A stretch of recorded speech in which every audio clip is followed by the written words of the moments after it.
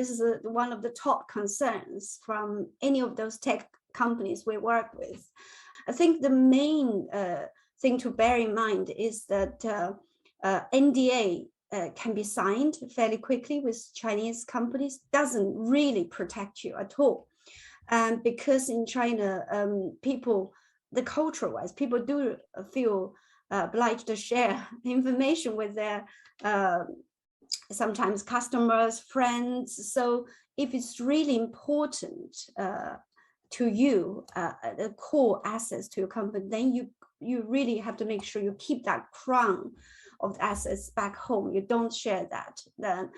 And then it's also to, of course, the typical practice is to whom you really have to share, and you can share bits by bits, but always bear in mind that you cannot rely on just documents, but more on practices where, for example, you can blend some of the IP into a form that's make it hard to reverse engineering, for example, things like that would be helpful.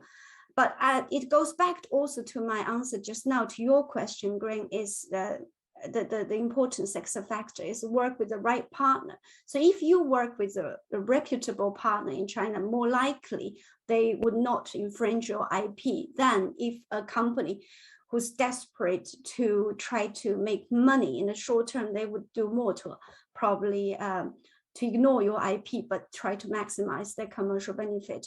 So I think it's the balance is to really to share on a must basis, and then to work with the right partner. That would be my advice. But also, if you have a good monitoring system to look at the IP situation, if there's anything coming up in the market that potentially infringing you should always know that before.